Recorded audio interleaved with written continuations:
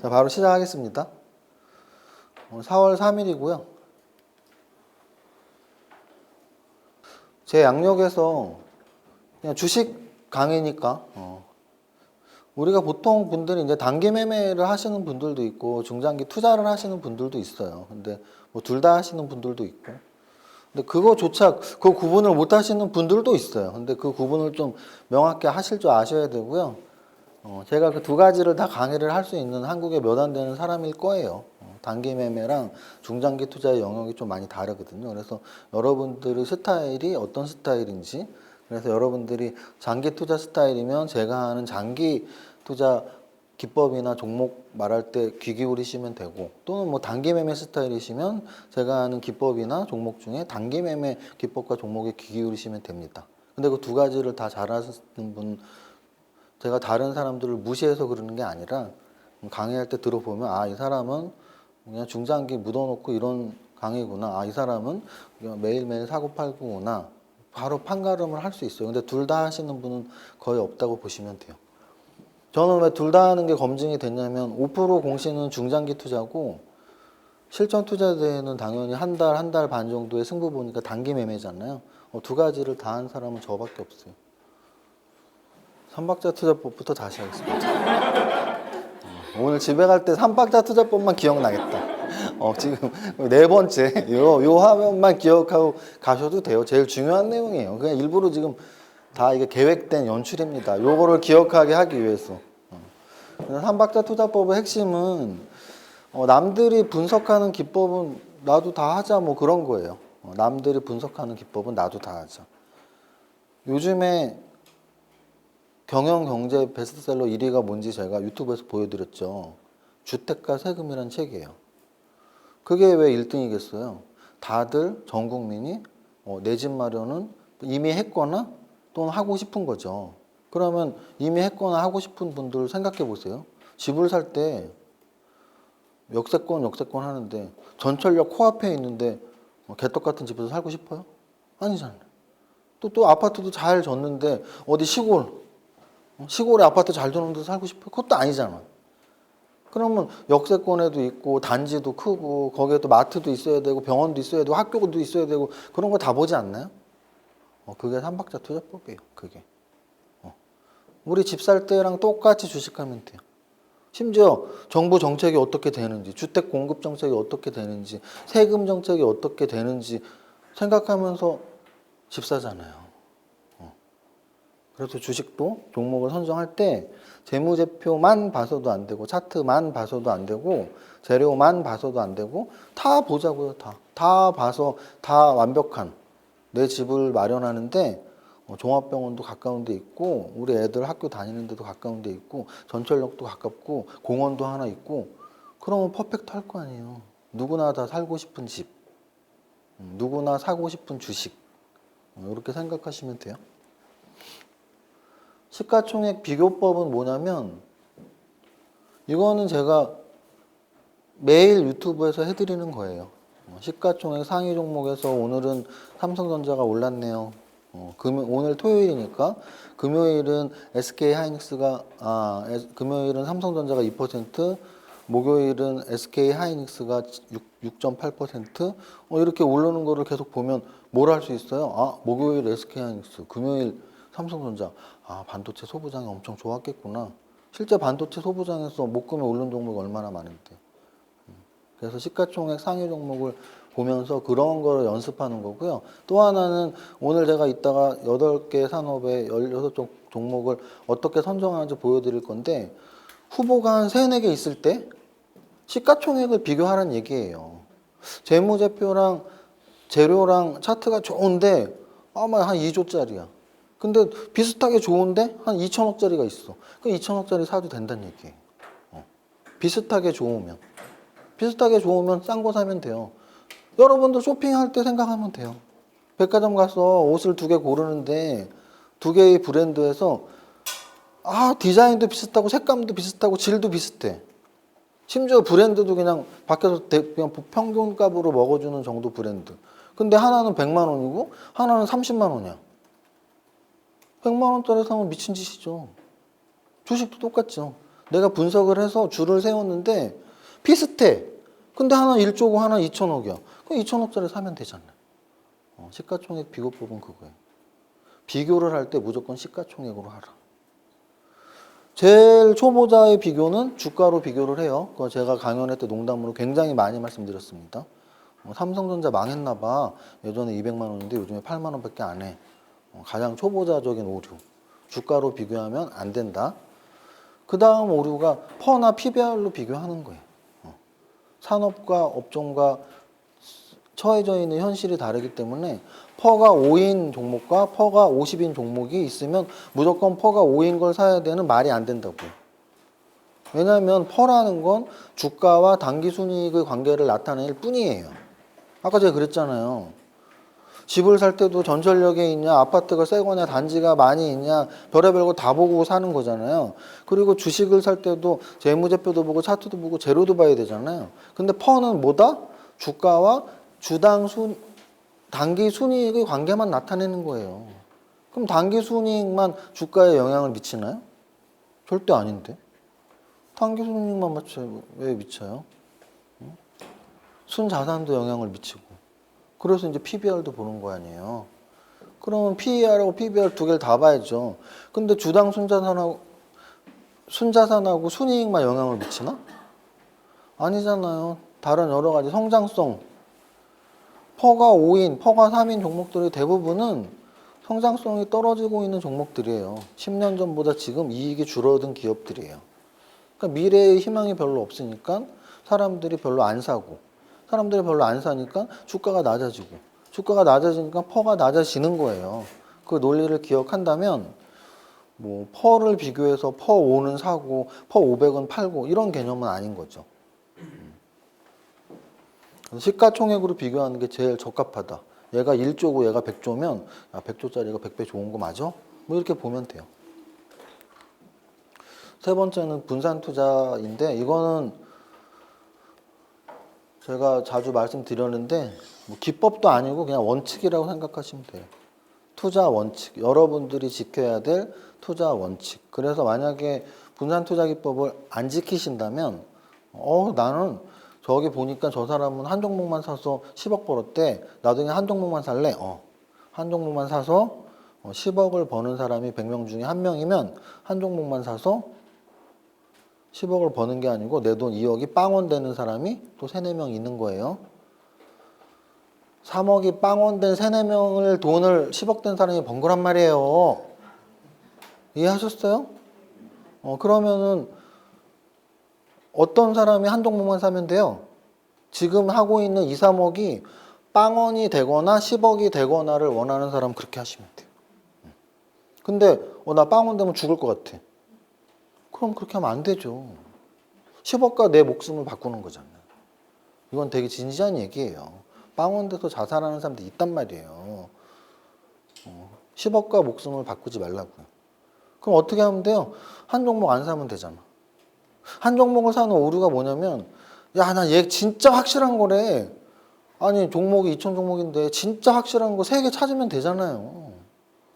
그게 앞뒤가 안 맞지 않아요? 진짜 확실한 거 하나가 있어 2천 종목에? 100개는 있겠다 100개. 진짜 확실한 거 하나를 찾은 게 아니고 그냥 그 하나만 찾은 거예요. 누가 얘기해 줬거나 또는 나 여기 좋아 보이네 매일 꽂혀갖고 좋아 보이네 하면서 이거 진짜 확실하구나.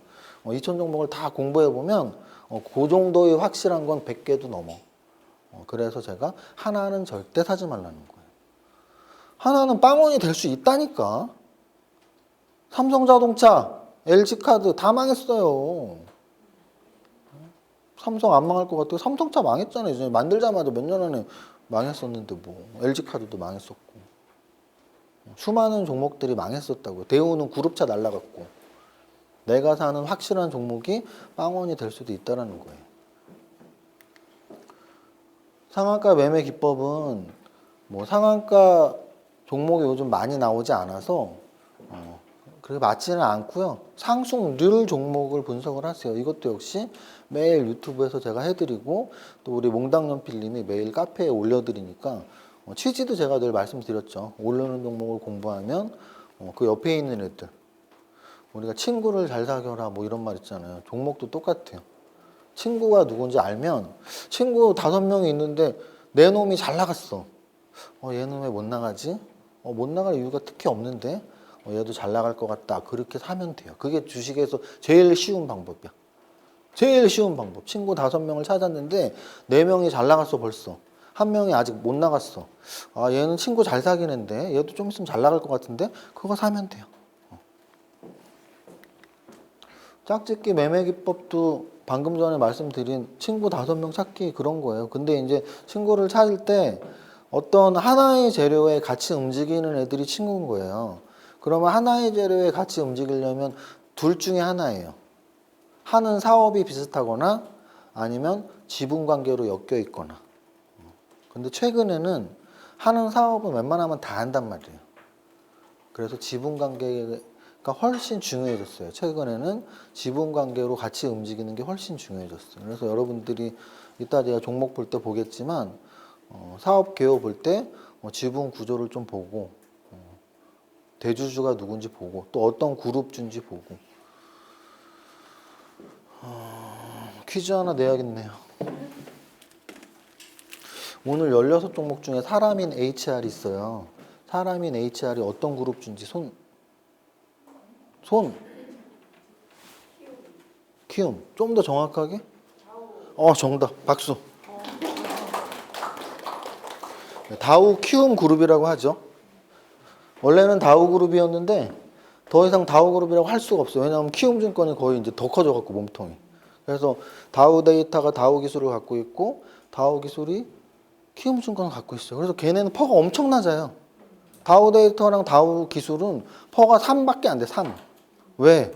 키움증권이 퍼가 낮아요. 원래 금융주가 퍼가 낮거든요. 근데 사람인 HR이 다우 키움 그룹 주예요. 그럼 이렇게 같이 또 묶어서 움직일 때가 있단 말이에요. 뭐 로지시스, K시텍, 한국컴퓨터 이런 애들이 한국컴퓨터 그룹주. 이렇게 사람들이 잘 모르는 걸 내가 알고 있으면 바로바로 연상법을 적용시킬 수 있다고요. 역시 우리 고객님들은 똑똑하시구나. 탁 맞추시네. 그래서 지분 관계를 미리미리 알면 좋다. 다음. 신고가 매매 기법은 뭐냐면 그냥 추세 매매라고 생각하시면 돼요. 추세 매매.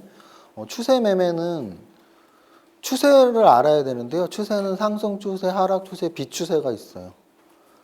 하락 추세 매매하라고 가르쳐주는 기법들은 정말 주식을 잘 모르는 사람의 기법이라고 보시면 돼요.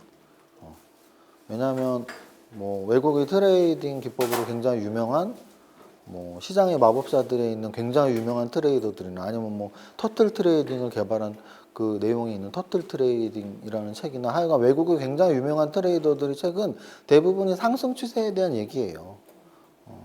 하락 추세에 매매를 하는 건 승률이 너무나 낮습니다. 하락 추세의 매매는 사실은 매매도 아니에요. 투자예요. 왜? 매일 떨어지는 거에서 매매해서 돈 벌 게 뭐 있어? 투자지. 어떤 투자? 바닥을 잡아서 나는 한 10년 갖고 싶어. 그거밖에 없어요. 매매가 아니야 사실은. 그냥 많이 떨어져 있으니까 아예 나 그냥 눈 감고 사서 10년 갖고 있으니까 얼마나 더 떨어지겠어. 뭐 요런 거예요. 근데 매매를 하시는 분들인데 역배열 종목 매매를 하는 분들이 있더라고. 심지어 그걸 가르쳐주는 사람들도 있어. 이해가 안 가는 거죠. 기본이 없는 사람들이. 매매는 역배열에서 하는 게 절대 아니에요. 역배열은 지금 많이 떨어지고 있고 대바닥을 잡아서 3배, 4배 먹을 때 들어가는 거지. 매매는 당연히 상승 추세에서 해야죠. 올라가는 추세의 종목을. 그래서 추세 종목을 그렇게 좀 구분을 하실 줄 아셔야 되고, 비추세 매매 같은 경우도 그 박스피 시절에 많이 인기를 끌었던 거예요. 그래서 박스피 시절에 볼린저 밴드를 보거나 여러 가지 기법들. 그래서 마틴게일 기법 이런 게 있어요. 카지노에서 생긴 거예요. 마틴게일 기법. 나이팅게일 말고. 마틴게일이 뭐냐면 2배씩 걸으라는 얘기예요. 2배씩. 우리 물타기 논리랑 똑같아. 그렇게 가르쳐주는 사람 있지 않아요? 한 1억 갖고 있으면 10,000원에 2,000만 원만 사.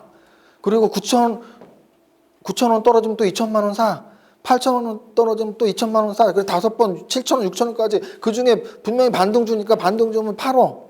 그래서 2,000만 원, 10,000원 주고 샀는데 9,000원 안 떨어지고 올라가면 그 2천만 원에서 뭐 한 5% 수익 날 거고, 또 9,000원 찍었다 올라가면 수익 날 거고, 8,000원 찍었다 수익 날 거고 하니까 1억으로 그렇게 매매하라고 가르쳐 준 사람이 있다고요.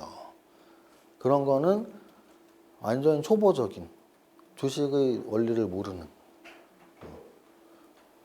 무슨 뜻이냐면 이제 도박에서 나온 거예요. 카지노에서 뭐 블랙잭이나 특히 바카라 같은 거 2배 게임 할 때, 바카라 같은 건 이제 못 맞추면 내가 2배를 잃고 맞추면 2배를 따는 거란 말이에요. 그럼 처음에 1,000원을 걸었을 거 아니에요. 틀렸어? 그럼 그 다음에 2,000원 걸면 되잖아요. 2,000원으로 맞으면은 2,000원 받으니까 1,000원 이렇게 1,000원 따는 거야. 근데 2,000원 또 잃었어? 그럼 4,000원 걸면 1,000원하고 2,000원, 3,000원 잃었으니까 또 1,000원 따는 거야. 또 잃었어? 8,000원, 16,000원. 그렇게 하면 언젠가는 1,000원은 따겠다. 근데 100번, 1,000번 틀리면 어떡할 건데? 그러면 지구에 있는 모든 돈을 끌어와도 베팅을 할 수가 없어요. 아까 한 건 어떻게 하면 돼요? 10,000원, 9,000원, 8,000원, 7,000원, 6,000원까지 2천만 원을 다 썼어. 6,000원 밑으로 내려가면 어떡할 건데? 심지어 상장 폐지되면 어떡할 건데? 그잖아요. 그건 기법도 아니고 수학적으로도 증명이 된 거예요. 2배씩 거는 거는 카지노에서도 승산이 별로 없는 게임이에요. 그래서 어쨌든 이 추세 매매라는 건 뭐 비추세에서 절대 여긴 안 떨어져. 그 절대 안 떨어지는 선이 또 더 떨어지는 경우가 나오는 거니까. 그래서 상승 추세에 대한 믿음이 좀 더 있는 거고, 상승 추세의 끝판왕은 사실은 뭐 신고가가 되는 거죠. 신고가 뚫고 계속 우상향을 더 하는 종목들이 확률적으로 훨씬 많으니까.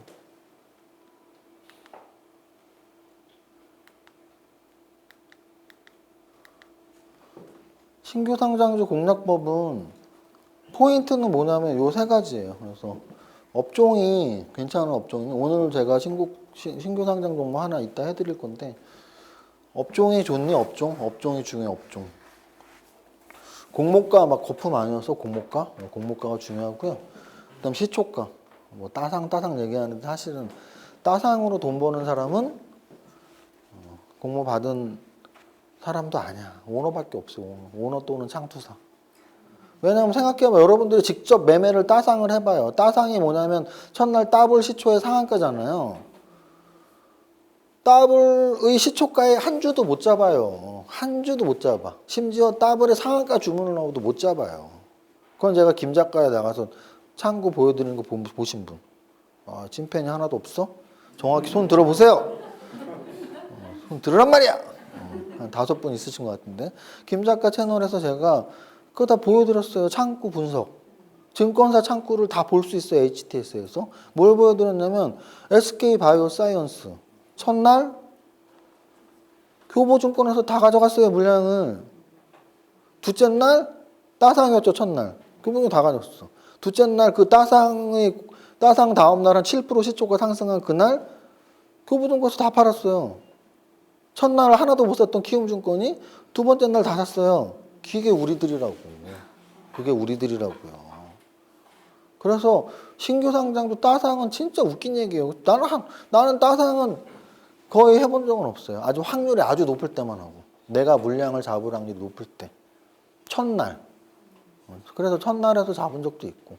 근데 첫날 못 잡으면 둘째 날 의미가 없는 거예요. 첫날 선수들이 잡았는데 둘째 날 키움증권에서 다 샀는데 그걸 누가 먹여주냐고 거기다가 팔고 도망가야지.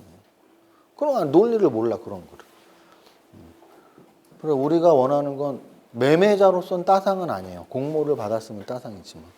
그러면은 시초가가 따상보다는 한 공모가보다 한 1, 20%, 2, 30% 오르는 게 적당히 먹기 제일 통통하게 좋은 종목들이에요. 생활 속의 종목 발굴법은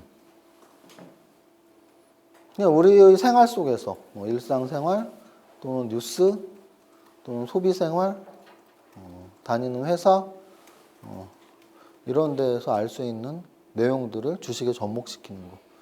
저는 제일 편한 게 이거라고 생각해요. 자기가 다니는 회사 또는 뭐 가족이 다니는 회사 또는 친구한테 듣는 이야기. 그래서 저는 그런 뭐 찌라시에 현혹돼서 생판 모르는 사람들이 만들어낸 야, 어떤 종목. 근데 그 종목도 처음 들어. 내가 생판 모르는 사람이 생판 처음 듣는 종목을 말하는데 그거에 제일 풀베팅을 하는 거죠, 지금. 그잖아요. 저도 그런 적을 당한 적 있다니까. 예전에 어디 인터뷰할 때 했는데 가장 속쓰렸고 막 반성했던 게 어디서 뭐 좋은 거 있대 제로 듣고서 엄청 많이 싫었었거든요. 너무 그거에 단점이 많아. 누군가한테 그냥 이렇게 예를 들어 제가 오늘 설명할 때 야 뭐가 있대 이렇게 하지 않잖아요. 이거는 재무제표가 어떻고 차트가 어떻고 그러면 여러분들 판단을 선정하면 되는데 그게 아니고 그냥 생판 처음 듣는 종목을 야 이거 사봐 넌지시 진짜 넌지시 말해줘. 또 이런 거는 어디 동창회 나가면 야 너 그거 알아? 그거 있잖아 너 그거 몰랐어? 뭐 이러면서 그럼 그거 뭔데 그러면 아우 그냥 사 묻지 말고 사 그러면은 듣는 사람 입장에서 야 진짜 이거 확실하구나 어떻게 나한테 또 이런 기회가 왔냐 막 이러면서 야 고마워 친구야 하면 술도 사주고 어? 땀을 때려야 될 친구한테 술을 사주고 있단 말이에요 지금 근데 그런 종목을 사면 가장 큰 단점이 뭔지 알아요? 팔지를 못해 팔지를 왜냐? 산 이유가 사봐 굉장하대 그럼 굉장할 때까지는 팔면 안 되죠 왜? 굉장하다는 게 매수 이유란 말이에요 굉장한 게 매수 이유면 2배, 3배 오른데 왜 오르는지는 몰라. 알 수도 없어. 그냥 2배 오른데. 그러면 매도 이유는 2배가 올라야 된단 말이에요. 근데 사자마자 빠지잖아요. 그러면 내 매도 시그널이 절대 안 와요. 매도 시그널은 2배가 오르는 날이에요. 2배 오르면 아마 야, 그게 말이 진짜 개말이 많네. 이제 매도해야 되는구나 하고 매도할 거란 말이에요. 근데 2배 안 오르거든 죽어도. 그러니까 평생 못 팔다가 상장 폐지 되는 거예요. 그런데 내가 종목을 선정을 하면 절대 그렇지 않다고요. 내가 선정한 이유를 명확하게 생각을 하면서 하면 우리가 늘 맞는 생각만 하고 맞는 판단만 하나요? 그렇지 않거든요. 그렇지 않죠 절대. 하루에 판단을 몇 번을 하는데 10개의 판단을 하면 5번은 틀릴 거란 말이에요. 그럼 주식 투자 종목도 마찬가지라는 거를 자기가 종목 선정하면 알게 돼요. 그러면 너무나 편하게 매도할 수 있죠. 아씨, 이번에 내가 잘못 판단했구나. 팔면 되잖아. 내 판단이 틀렸구나. 근데 내 판단으로 안 사고, 일단 사. 너 나 못 믿어? 와, 진짜 나를 못 믿냐? 뭐, 그러면 걔를 믿고 샀으니까 그 믿음이 깨지지 않는다면, 걔가 사라 그랬으니까. 그게 주식 투자자분들이 반 정도가 실패하는 이유입니다. 그래서 원숭이보다 못하다고 하는 거예요. 원숭이는 자기들이 판단하잖아. 다트판 찍어갖고 뭐 했다면서요. 원숭이가 딱 다트판을 찍은 거랑 펀드 매니저가 찍은 거랑 그 펀드 매니저들은 애널리스트들이 가르쳐준 거 샀을 거 아니야. 그래서 자기가 찍은 원숭이가 더 잘하는 거야. 제 방송을 펀드 매니저까지 보진 않겠죠? 자, 그래서 중요한 건 왜 이게 좋냐면 내가 모르는 사람이 얘기하는 게 아니잖아요. 내가 근무하고 있는 근무지 또는 우리 거래처에서 막 이러는 거야. 요즘 우리 회사 죽겠어. 왜 죽겠어요? 뭐 맨날 야근하래. 야근 맨날 요즘 추석 설날에 집에도 못 갔어요. 뭐 하는 회사인데요? 반도체 장비 만드는 회사인데 뭐 일본에서 경제보복 때문에 안 판다고 하는데 우리 회사가 또 그 기술력이 있어갖고 우리 게 잘 팔리네. 삼성전자랑 SK하이닉스랑 그 종목 사면 되잖아. 내가 너무 잘하는 거래처고 잘하는 거래처 회사고 근데 상장 기업이고 너무나 일이 바쁘대. 그거 사면 되잖아요. 언제 팔면 돼요? 그 사람하고 한 달에 한 번씩 만나면서 아직도 바쁘니? 아니 요즘에 일이 없어. 명예퇴직하래. 그럼 팔면 되잖아요. 매수 이유가 있어야 매도 판단을 할 수 있다는 뜻입니다. 한 30분 정도 했네요. 30분 정도 8가지 팔테크에 대해서 했어요. 제가 김작가 TV에서 뭐 한 8,000가지 있더라고. 반뻥을 쳤는데 반은 진짜예요. 왜냐면은 기법은 모두가 다 각자의 기법이 있을 수가 있거든요.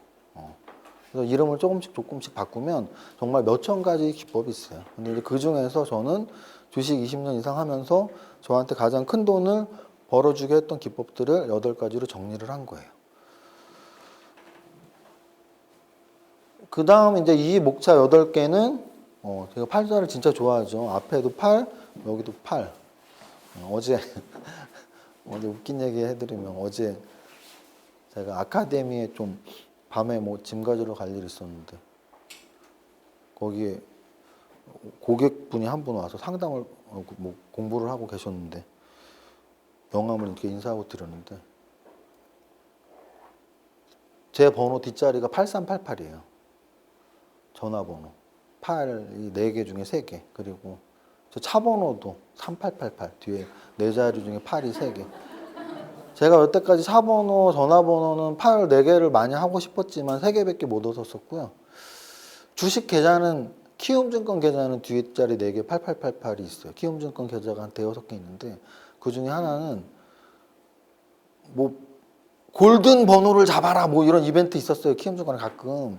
근데 그 골든 번호 잡아라 해서 약간 뭐 VIP들은 먼저 준다 그래갖고 8888 신청했더니 바로 받았어요. 그래갖고 아, 이게 참 쓸데없는 거 받았구나.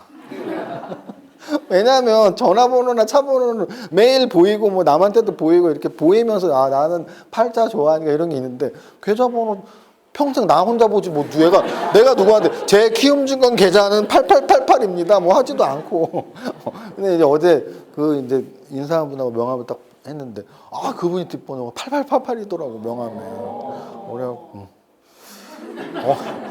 엄청 부러웠습니다. 엄청 부러웠어요. 8888 보고 아 내가 한 자리 졌네 막 이러면서. 그래서 이제 지금 아까 8테크 했고 이제 8가지 목차로 무엇을 설명드릴 거냐면 성장주에 투자해야 되는 이유를 설명드리고요. 이 내용은 사실은 아주 짧게 5분만 해도 돼요. 왜냐하면 매달 했으니까. 그래서 혹시 이 영상을 유튜브로 보시는 분 또는 우리 앉아 계신 우리 고객님들 중에 만약에 나 여기도 자세히 듣고 싶은데 하면은 3월의 성장주, 2월의 성장주, 1월의 성장주 한 3개 정도만 돌려보면 저는 뭐 대본 없이 그냥 그날 하니까 다 다른 말을 하고 있을 거예요. 어떤 날은 요걸 좀 자세히 하거나 어떤 날은 여기를 자세히 하거나 그래서 한 3개월 정도치 이 이론 부분 들으면 아 제가 요런 말 하는 거구나. 그래서 과거 것 보셔도 됩니다. 먼저 성장주에 투자에 대한 이유를 말하기 위해서 투자에 대한 이야기를 하고 있어요. 그래서 저는 어떤 접근을 할 때 제일 중요하게 생각하는 게 뭐 공부를 하건 뭘 하건 동기부여. 그래서 내가 이걸 왜 해야 되는지 그 다음에 그거를 좀 큰 틀에서 아 이거 본질이 뭐지? 그럼 우리가 주식 투자를 잘하고 싶으면 주식자를 띄워도 잘 알아야 돼요. 그러니까 무슨 뜻이냐면 투자를 알면 돼요. 먼저 주식 투자, 부동산 투자잖아요. 그러니까 투자가 뭔지를 알고서 그 다음에 주식으로 공부를 하고 부동산으로 공부를 하고 또는 비트코인을 공부하든 그 다음 단계인 거고 투자가 뭔지 공통되는 원리들이 있어요. 뭐 부동산이든 주식이든 하이리스크, 하이리턴 이런 거는 모든 투자 대상에 다 똑같이 적용돼요. 다 똑같이. 분산 투자도 마찬가지고 그거는 주식 투자의 기본이 아니고 투자의 기본이에요. 그래서 그렇게 생각하시면 되고 그래서 투자에 대한 그냥 기본 이렇게 얘기해 놨고 그리고 또 뭐 우리 역시 여기도 마찬가지예요. 이것도 투자에 대한 기본이에요. 투자랑 매매를 구분하고 하이리스크, 하이리턴이라는 걸 이해하고 나의 위험 선호는 어느 정도인지 그런 것도 있어요. 우리가 꼭 주식 투자를 꼭 해야 되느냐. 저도 뭐 재테크 교육을 하는 사람이니까 저금리 시대에 제로금리 시대에 안 하면 바보예요. 이렇게 말을 하지만 그럼 재테크를 하는 이유는 무엇이냐. 그냥 행복하게 살려는 거잖아요. 근데 주식 투자를 하면서 불행함을 느끼는 사람 너무 많아. 그럼 솔직히 안 하는 게 낫죠. 행복하기 위해서 주식 투자를 하는데 하는 순간순간이 매일매일 지옥이야. 그러면 그 지옥이 언제 끝날지 두렵기도 하고. 그럼 안 하는 게 낫죠. 차라리 돈을 투자를 하지 않고 공부를 먼저 하는 거죠. 왜냐하면 공부할 땐 지옥은 아닐 거 아니에요. 공부가 더 지옥인가? 그럴 수도 있구나. 공부가 지옥일 수도 있겠구나. 어쨌든 돈을 좀 이렇게 손해봐서 더 이제 심장이 두근대거나 하는 분들은 계좌 다 돈 빼고 그냥 천천히 공부를 다시 해보시는 걸 저는 사실 추천해드려요. 왜? 뭐 부자 되려고 하고 행복하려고 하는 건데 돈은 까먹고 행복하긴커녕 매일 불행감을 느낀다면 계속 하는 의미는 없잖아요. 그래서 그 말씀 꼭 드리고 싶고 주식 투자를 하는 이유, 방금 전에 말씀드린 부자 되려고 하고 행복하려고 하는 거고, 거기서 더 나아가서 꼭 주식 투자를 해서의 장점은 사무실이 없어도 되고, 인간관계가 상관없고, 그리고 내가 근로소득보다 더 좀 쉽게, 그리고 또 좀 더 큰 돈을 벌기 위한 게 주식 투자다. 여기까지가 이제 인트로 부분이고요. 성장주 얘기를 이제 하면, 성장주에 투자해야 되는 이유는 아까 제가 슈퍼개미 이세무사의 8가지 투자 기법을 강의를 해드렸는데 그게 사실 쉽지는 않아요. 특히 삼박자 투자법은 쉽지는 않아요. 다른 사람들이 공부하는 모든 걸 내가 공부해서 그 모든 게 적합하고 좋은 종목을 찾는다? 그러면은 그 모든 걸 알아야 될 거 아니에요. 만능 스포츠맨 같은 거예요. 축구도 잘하고 야구도 잘하고 농구도 잘하고 이런 사람이 세상에 얼마나 있겠냐고요. 많지 않죠. 그 우리나라의 스포츠 레전드들이 모여서 뭉쳐야 찬다, 뭉쳐야 쏜다 지금 하고 있는데 그분들이 각 자기의 분야에서는 정말 뭐 레전드죠. 그 자기 분야에서. 근데 뭐 축구 수준도 동네 조기 축구하는 사람들보다 더 못하고 농구도 뭐 동네 농구하는 분들도 더 못하는 거를 방송에서 이렇게 웃으면서 보여주잖아요. 거기서 확실히 알 수 있어요. 자기 분야와 남의 분야는 다르다라는 거.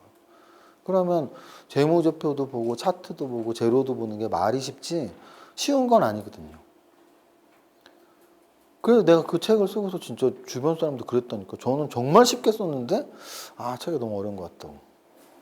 그래서 뭐가 어려워 그랬더니 뭐 재무제표도 어렵고 차트도 어렵고 재료도 어렵고 뭐 이러고 있으니 그렇게 볼 수 있겠구나라는 생각이 들었거든요. 그래서 그렇다면 좀 더 쉬운 투자법은 없을까 해서 저는 그 쉬운 투자법이 성장주 투자라는 결론을 내드린 거고요. 보면은 삼박자 투자법도 아까 말씀드렸죠. 정보도 분석하고 가격도 분석하고 가치도 분석하면 되는데 너무 어려워 이게. 너무 어려워서 이제 성장주 투자는 좀 더 쉬울 거다. 뭐 이런 내용이에요. 근데 이제 여기에서 저런 내용을 먼저 미리 말씀드리고 이따 다시 말씀드릴 텐데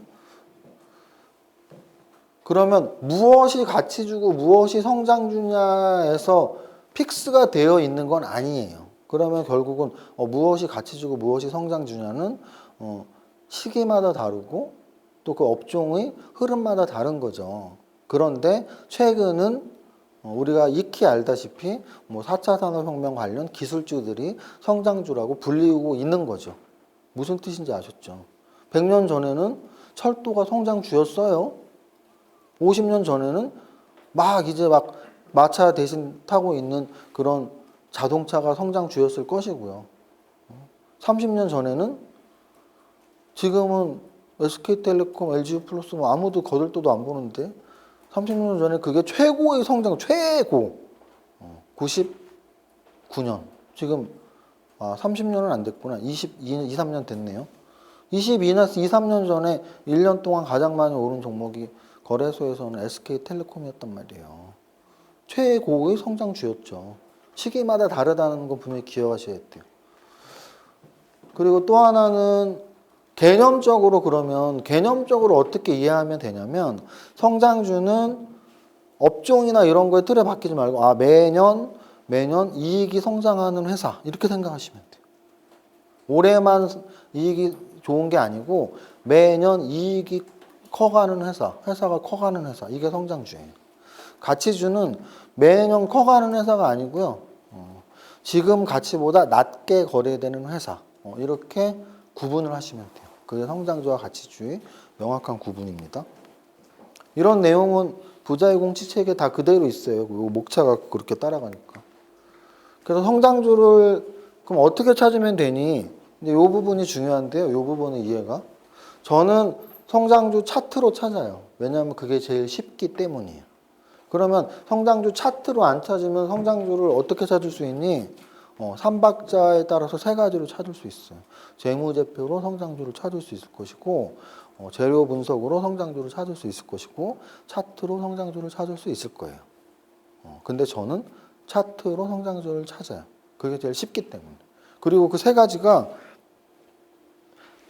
다 한 방향으로 가기 위해서는 결국은 우리는 가치와 요 내용인데 가치와 가격이 완전히 동떨어진 거라면 가치 분석 또는 가치 투자를 할 의미가 없어지는 거예요. 무슨 뜻이냐면 가치 투자의 기본은 이 회사가 정말 가치 있는 회사라면 지금 좀 바닥에 있는 주가가 올라올 거야. 왜냐하면 가치와 가격은 한 몸이니까 이게 전제 조건이란 말이에요. 그러면 성장주는 이익이 성장하는 회사라 그랬죠. 이익이 성장하는 회사는 그 회사의 기업 가치가 성장하는 회사고 그 기업의 가치가 성장하는 회사는 그 기업의 가격, 주가가 올라가는 회사인 거예요. 그 조건이 틀리다고 말할 사람은 전 세계에 한 명도 없어. 그게 틀리다면 우리는 어떤 기준으로도 투자할 수 없으니까. 우리가 투자하는 기준은 대부분 재무제표 보면서 하잖아요. 근데 그거의 근거는 뭐냐면 가치와 가격은 한 몸이야 라는 가정이 있어요. 그래서 가치가 성장하는 게 성장주인데 가치 평가가 너무 어렵잖아요. 여러분들이 지금 작년의 삼성전자 가치와 올해의 삼성전자 가치를 평가해 봐야 하면 1년이 걸려봐라 평가할 수 있나? 재무제표만 보면 되나? 회계원리부터 공부해야 되는데 회계사들 한 30명이 모여서 삼성전자 평가해봐야 몇 달 걸린단 말이에요. 근데 작년의 삼성전자 가치와 올해의 삼성전자 가치를 누가 평가할 건데? 근데 어쨌든 가격은 나와 있잖아요, 차트. 작년의 삼성전자 주가와 올해의 삼성전자 주가는 나와 있잖아요. 그러면 작년보다 올해 삼성전자의 주가가 올라와 있다면 삼성전자의 가치가 올라왔다라고 볼 수 있는 거잖아요. 그렇게 못 본다면 우리는 재무제표 볼 필요도 없다니까. 그 얘기예요. 그래서 우리는 성장주를 찾기 위해서 가장 쉬운 방법은 성장주 차트로 찾는 거예요. 주가 올라가는 게 성장주라고 보시면 돼요. 근데 거기에서 검증을 할 수 있겠죠. 주가가 올라갔는데 그걸 1차적으로 필터링을 해요. 주가 올라가는 거. 그리고 나서 그 종목들 중에 재무제표 보면 되잖아. 이해하셨어요? 2천 종목의 재무제표를 다 보는데 몇 년 걸린단 말이에요. 하루에 3종목을 해도 365일 동안 1000종목 보니까 2년 걸린단 말이에요. 하루에 3종목의 재무제표를 봐도. 그거 어떻게 할 거냐고. 근데 올라가는 종목의 차트는 익숙해지면 하루 이틀이면 본단 말이에요. 그럼 하루 이틀 동안 봐서 2천 종목 중에 100개만 추릴 수 있다면 100개의 재무제표만 보면 될 거 아니에요. 그럼 3개씩 100개면 한 달이면 보잖아요. 이런 거 빨리빨리 암산 같이 해줘야 되는데 3, 3은 9, 90 뭐 이렇게 하는 거예요. 한 달에 90개. 주식을 잘하는 요건 중에 누군가는, 그러니까 저는 뭐 책을 워낙 많이 읽었으니까 누군가는 수리적 뭐 이런 판단, 수리적 재능 이런 거 써 있거든요. 그러니까 뭐 미분적분을 잘하는 게 아니라 수적 감각, 수리적 감각. 근데 저는 그게 좀 있는 것 같아. 왜냐하면 나이가 좀 있어서 이제 막 기억력도 가물가물하고 한데 어느 정도의 암산은 주변 누구보다 좀 빨리 하는 것 같아요. 아니 우리 애들이 얼마나 저 완전 어린 애들 뭐 이제 고등학교 대학교니까 완전 똑똑똑 떨어지겠죠. 뭐 기억력이나 모든 면이. 근데 뭐 할 때 암산 같은 거 제가 제일 빨리 하거든요. 그래서 그게 되게 신기하더라고요. 누군가 한번 후배 세무사랑 같이 뭐 밥 먹을 때 뭘 이렇게 얘기했는데 제가 바로 그걸 암산을 하니까 어떻게 그렇게 빨리 그랬고 내가 뭐라 했냐면 야 그것도 못하면 주식을 어떻게 하냐. 내가 1000만 원으로 3만 원짜리를 300주를 사야 되는지, 내 돈 지금 1000만 원으로 2만 원짜리 주식을 몇 주를 사야 되는지, 그거를, 물론 기능에 뭐 최대 주문 수량 이런 거 누르면 되지만, 그런 거 잘못 눌렀다가 미수로 주문 들어갈 수도 있고 굉장히 주문 실수가 많단 말이에요. 그럼 평소에 내 예수금이 얼마가 있고, 예수금 중에 내가 오늘 어떤 종목을 살 건데 이게 주가가 얼마 몇 주 살 수 있는지, 그리고 지금 10,000원에 샀는데 내가 이걸 5% 1,500원에 팔아야 되는지, 11,000원일 때 얼마에 팔아야 되는지, 이런 정도를 뭐 계산기 두드리면서 쓰면서 하면 하루 다 간단 말이에요. 그래서 적당한 것들은 사실은 암산을 빨리빨리 해주는 게 좋죠. 제가 처음 주식할 때는 코드 번호를 한 200개 정도 외웠었는데 믿거나 말거나 합니다. 그 정도는 해줘야지 뭐 방구 좀 꼈다 뭐 이런 소리 듣는 거니까. 코드 번호 한 200개는 외워야지 뭐 단기 메모할 때 손이 이게 안 보이게 막 주문을 넣어야 될 거 아니에요. 그걸 언제 삼성전자 찍고 있어. 이렇게 코드 번호 뚜루룩 넣어야지. 뚜루룩 100주 사자마자 또 매도창 띄워놓고 뭐 이렇게 해야지 매매가 되는 거거든요. 그래서 암산이 사실은 매매할 땐 좀 필요할 수도 있어요. 어쨌든 성장주 차트는 그런 것이다. 자, 그러면 성장주 차트에서 이거는 이제 이 시대의 진정한 성장 산업, 시가총액을 보면서 뭐 어떤 게 성장 산업인지 또는 4차 산업혁명 또는 정부 정책 뭐 이런 내용으로 시가총액을 보면서 성장 산업을 볼 수 있다 뭐 이런 내용이고요. 이거는 부자의 공식 책에 있는 업종과 종목이라서 뭐 큰 의미 없습니다. 작년 연말에 나온 거니까 벌써 3개월이 넘었으니까. 아까 제가 말씀드렸던 차트를 보는 기준에서 계속 오르는 거면 되는데 뭐 매일 오르는 종목은 없으니까 그 오르는 기준이 도대체 뭐냐, 역사적 신고가를 뚫었는데 아직 얼마 안 된 종목 또는 52주 신고가를 뚫은 종목 또 근데 그렇게 역사적 신고가 뚫었다가 한 달 만에 반토막 나는 종목도 있어요. 그럼 그런 종목은 작전주의 가능성이 더 높아요, 사실은. 그래서 너무 깊은 조정을 안 받고 우상향을 많이 하는 정도의 차트가 이 정도의 차트예요. 이 차트를 한 줄로 말하면 우상향을 하는데 조정을 받더라도 깊은 조정을 안 받는 차트. 뭐 이렇게 보시면 돼요.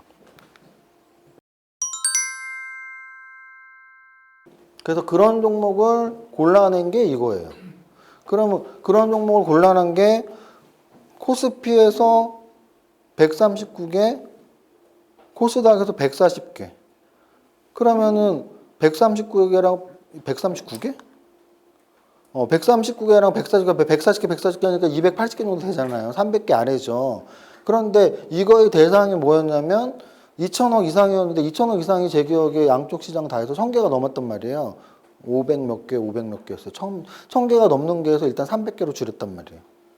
이해하셨어요?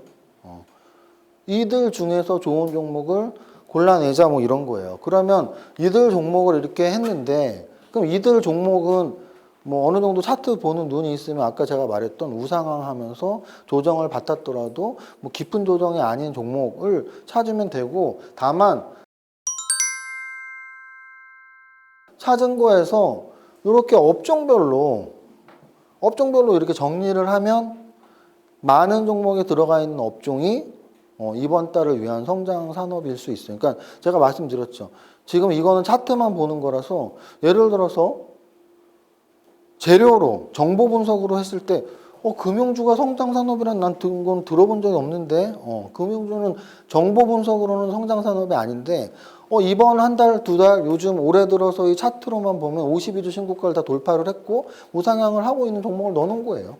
그런 정도로 보시면 돼요. 그럼 이제 여기에서 종목을 선정할 때 아까 말씀드렸죠. 차트만으로의 성장주니까 여기에서 재무제표도 보고 또 업종이 진짜 성장주니 아니니 그런 것도 보면서 추리면 돼요. 이해하셨어요? 이번 달의 특징을 말씀드릴게요. 이번 달의 특징은 원래 화학은 많았어요. 원래 화학은 많았는데 더 많아졌다. 화학이 원래 많았고 금융은 거의 없었어요. 사실 한 1월 달까지 없었는데 2월, 3월 되면서 52주 신고가 뚫고 우상향하는 종목들이 꽤 생겼다. 그거는 다들 알고 계시죠? 미국의 국채금리 인상 때문이에요. 그 재료의 수혜주니까. 그리고 건설 건자재도 1월 달까지는 거의 없었는데 2월, 3월 되면서 조금씩 많아졌어요. 그 이유는 시기가 시기이니만큼 그래요. 이제 지금 다음 주가 서울시장 선거죠. 7일인가? 8일? 7일? 그래서 서울시장 선거에서 지금 지지율이 더 높은 전 서울시장 오세훈 전 서울시장의 과거 가장 강력한 정책이 그거였잖아요. 뉴타운. 그래서 그런 뭐 주택 공급에 대한 그리고 뉴타운이 아니더라도 사실 이제 내년 대선이 있는데 내년 대선에서 가장 핵심은 아마도 부동산 정책일 텐데 부동산 정책은 사실 두 가지로 조절을 정부에서 할 수밖에 없어요. 하나는 세제 정책, 하나는 공급 정책. 근데 이제 부동산 전문가들이 현재 정부의 그런 실책 중에 가장 크게 말하는 게 세제만 강화시켜서 가격을 낮추려고 했지만 그럼 실패로 돌아갔으면 공급을 많이 늘렸어야 되는데 이제 그게 잘 안 됐다라는 이야기고, 그럼 어쨌든 지금 여당이던 또는 야당이던 그런 주택 공급 정책에 대한, 또는 이제 뭐 지금 아직도 금융 장세라고 하고 있으니까 그래서 유동성을 풍부하게 하려면 주택 공급 플러스 뭐 SOC까지, 그래서 건설 건자재들이 움직임이 많이 좋아졌고요. 그 다음에 철강 쪽. 철강 쪽이 종목들이 많아졌어요. 그래서 철강, 건설, 건자재, 금융 이 정도가 이제 많이 들어온 거예요. 그리고 이쪽은 코스닥인데, 코스닥은 뭐 건설이나 철강 이런 게 별로 없으니까 종목이. 그래서 이제 거래소에서는 확실히 금융, 건설, 건자재, 철강 이 세 가지 업종이 제일 많이 들어왔고, 또 하나의 또 큰 특징이 있어요. 뭐냐면 거래소에서 제약바이오주가 이름이 거의 없어졌고요.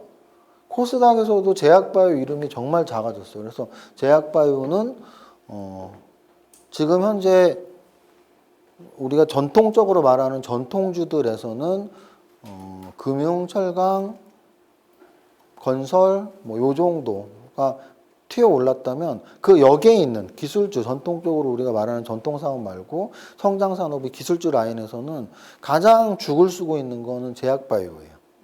거의 다 사라졌어요. 지금 제약바이오가 가장 죽쓰고 있고, 차트를 제가 돌려보면서도 거의 뭐 역배열로 전환하는 종목이 너무 많아요. 그래서 제약바이오가 제일 다 죽었고, 두 번째가 이제 2차 전지애들이 이제 최근 한 달 정도 폭스바겐 때부터 해서 차트들이 조금씩 무너져 내려가고 있던 차고, 근데 나머지 기술주 라인에서 가장 아직도 살아있는 건 확실히 반도체예요. 그래서 반도체 또는 반도체, 비메모리 반도체 쪽이 가장 잘 살아있고, 그 다음으로 살아있는 애들이 자동차 쪽이에요. 그러니까 2차 전지 말고 그냥 자동차 완성차 쪽. 그래서 기아차, 현대차도 아직 2차 전지보다는 좀 더 살아있거든요. 그래서 그 정도로 차트를 구분해 보시면 돼요.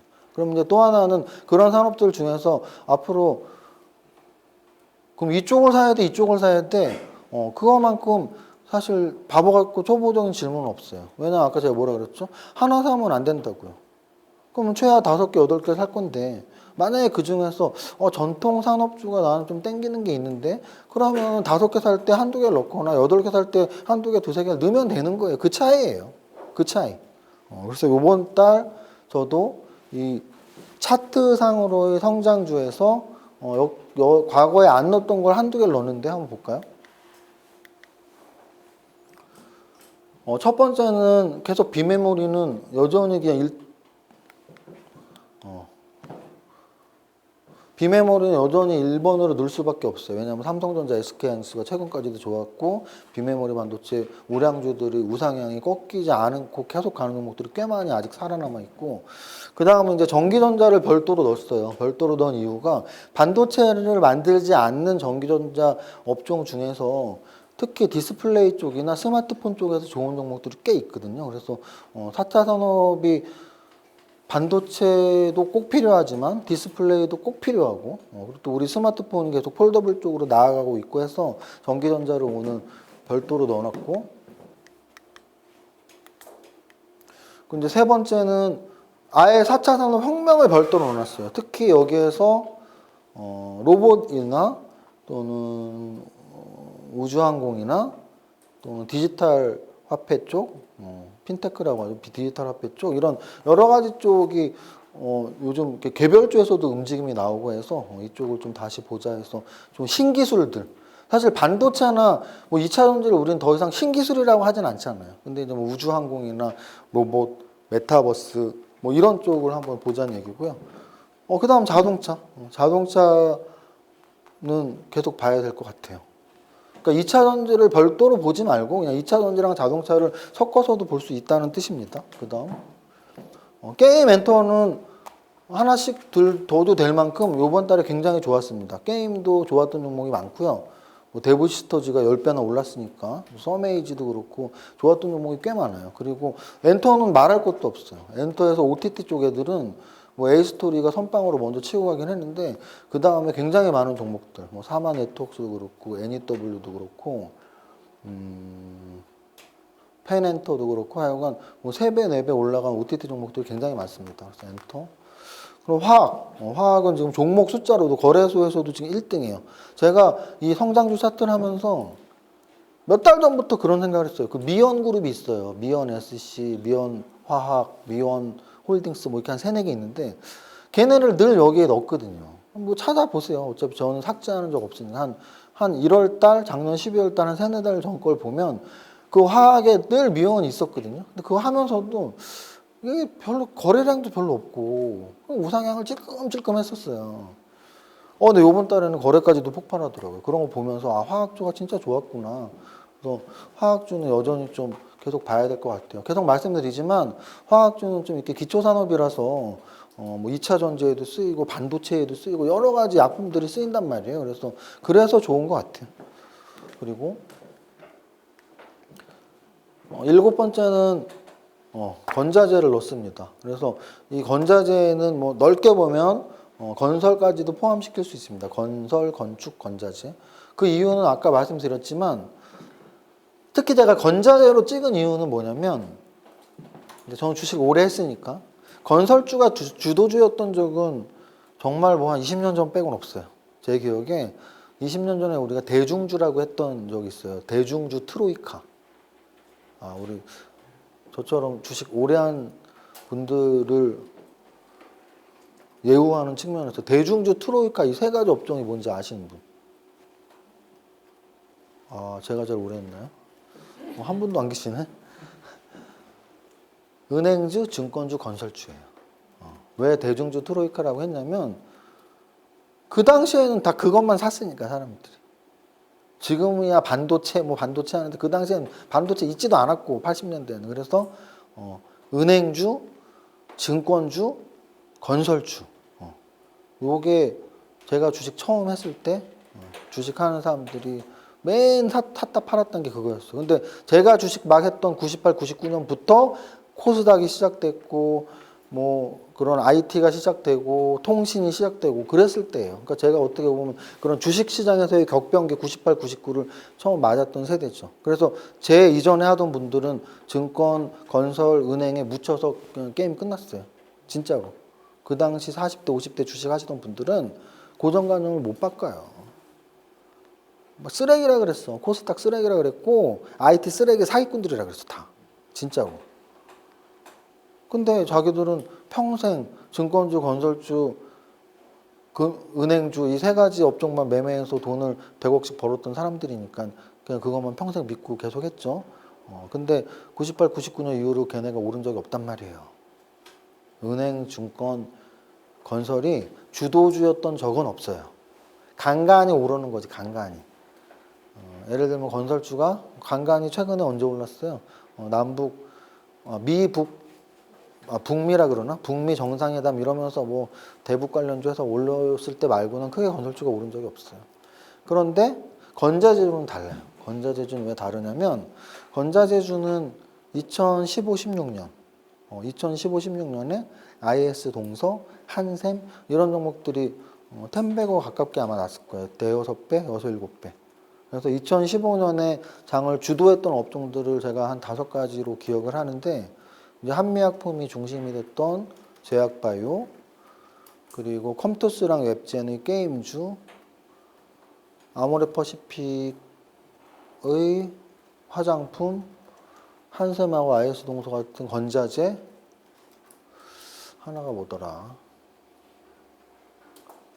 하나가 생각이 안 나네. 중국 관련주? 중국 투자 관련주. 그래서 중국에서 뭐 이렇게 투자 받으면 막 5배씩 가고 그랬어요. 그래서 그 정도가 2015년에 크게 올랐는데, 건자재주가 그때 많이 올랐어요. 그래서 최근의 그런 페인트, 시멘트, 이런 쪽이 지금 제일 많이 오르고 있거든요. 그래서 추세도 되게 좋고, 또 아까 말씀드렸듯이 서울시장 또는 내년에 대선 이런 것들과 연계해서 한번 꼽아봤습니다. 아마 요거는 다음 달에 또 꼽지는 않을 것 같아요. 그러니까 뭐 반도체를 매달 꼽는다면 얘는 뭐 요번 달에 했으면 굳이 또 할 필요 있을까 싶고.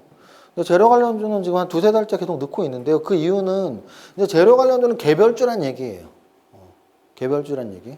그래서 개별주는 뭔데? 그냥 시총 좀 약간 작으면서 어떤 이슈에 민감한. 그래서 개별주들을 넣는 이유는 요즘에 뭐 쿠팡 관련주로 막 움직이고 또 뭐 그런 나스닥 직상장 관련주들 또는 뭐 대선 관련주들 이렇게 뭐 재료에 민감하게 막 1,000억짜리가 금방 2,000억이 되고 그런 게 많으니까 그래서 재료 관련주 이렇게 넣어봤습니다. 이렇게 8개 산업에 대해서 2교시, 3교시에 4개씩 끊어서 할 거고요. 그리고 추가로 아까 제가 뭐 자동차에 2차 전지가 들어가 있다 했으니까 반도체, 전기전자, 4차 산업혁명, 자동차, 게임, 엔터, 화학, 건자재, 재료 관련주 성장주의 투자를 매달 보셨다면 한 번도 얘는 빠진 적이 없는데 얘가 빠졌네라고 생각이 나는 게 있을 거예요. 손 들어보세요. 저 맨 뒤. 정답 박수. 이따가 쉬는 시간에 앞에 나가서 받아가세요. 여기다 놓을게요. 그래서 주식 잘하시겠다. 저 정도의 순발력은 있어야 돼. 누군가 답을 하고 나면 그래 나도 알고 있었는데 근데 이제 1등한 때만 상을 주는데 가장 먼저 손을 딱 들더라고.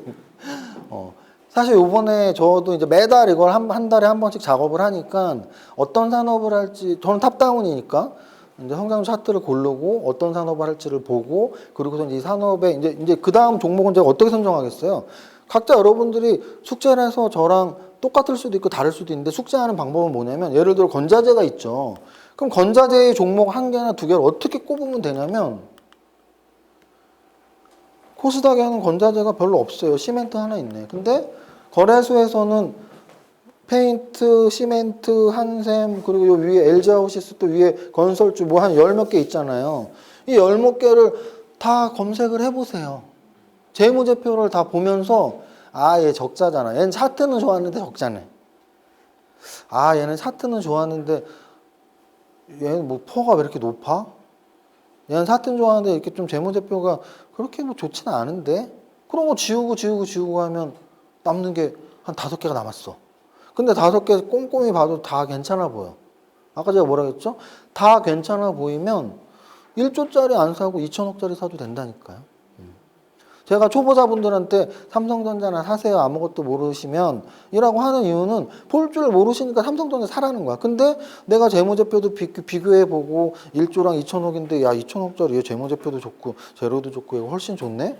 훨씬 좋으면 2천억짜리 사면 되지 못하러 1조짜리 사. 그냥 건자재에서 이거 고르시면 돼요. 또는 아까 뭐 자동차 여기밖에 없네. 여기 자동차 2차 전지 그리고 여기 또 이쪽에서 2차 전지 뭐 한 20개 남짓 그 중에서 난 그래도 2차 전지 다시 조정받았다 갈 것 같은데 조정받았다 다시 가는 종목 좀 찾아볼까? 그러면 또 재무제표도 보고 차트도 한 번 더 꼼꼼히 보고 또 최근 나온 재료도 보고 그래서 그 중에서 제일 좋은 거 하나를 선택하는 거죠. 자 보세요. 2천 종목 중에 하나를 선택하는 것과 20종목 중에 하나를 선택하는 것과 100분의 1이 투입 시간이 들어갈 거 아니에요. 2천 종목과 20종목은 100분의 1이 투입 시간이 들어가는 거 아니에요. 누가 성공하겠냐고요, 누가. 우리 학교 다닐 때 이 시험 범위가 100페이지인데 형광펜 100페이지 내내 다 칠하는 친구들 있단 말이에요. 그럼 그 100페이지가 내 머릿속에 들어올 것도 아니고 선생님이 밑줄 칠하는 거는 한 페이지에 2줄인데 그걸 자기가 형광펜으로 다 칠해갖고 뭐가 뭔지도 모르게 칠해놨단 말이야. 그럼 시험을 볼 수 있겠냐고요. 밑줄 친 것만 공부하면 되는데. 마찬가지로 나는 통신은 별로 사고 싶지도 않은데 나는 섬유 지금 별로 사고 싶지 않아. 그럼 쟤네 안 보면 되잖아요. 안 보면 저 잘생기신 건가요? 이렇게 하고 있었어요. 그래서 안 보면 되는 업종을 2천 종목 전체에서 볼 필요 없잖아요. 그래서 탑다운으로 업종부터 고르란 얘기예요. 그러니까 업종을 어떻게 고르는데 지금 다 보여줬잖아요. 지금 다 보여줬어. 차트 좋은 업종에서 그 업종들에서 좀 리포트도 좀 계속 보고 하면 요즘 뭐 반도체 쇼티지가 났대. 뭐 계속 좋을 거래. 뭐 이런 얘기 계속 나오잖아요. 요즘 디스플레이도 계속 좋아질 것 같아. 자동차 뭐 애플이 하자 그랬다가 구글이 하자 그랬다가 뭐 언젠간 누구나 하겠지. 계속 나오잖아요. 이런 재료들. 그러면 이 업종들은 괜찮네. 근데 나는 한 1억에서 2억 정도 하니까 나는 그러면 한 5개 업종만 할까? 아니면 한 8개 업종 할까? 업종을 딱 선정을 했어. 그 다음에 이 업종에 속하는 애들이 몇 개나 되냐고요. 한 10개에서 20개지. 10개에서 20개. 그럼 평균 15개. 그 8개 업종에 15개면 120개. 2천 종목을 공부하는 것과 120개 공부하는 걸 차이는 하늘과 진짜 하늘과 뭐지? 하늘과 땅? 하늘과 땅 차이입니다. 그래서 요 정도로 크게 공부를 지금 시켰어요. 탑다운으로 요즘에 어떤 업종이 좋은지 이제 그 업종의 종목 간에 어떻게 비교를 해서 그래도 이게 좀 좋아 보인다라는 공부는 지금 15분이니까 10분만 쉬었다가 25분부터 2교시 하겠습니다. 10분만 쉬겠습니다.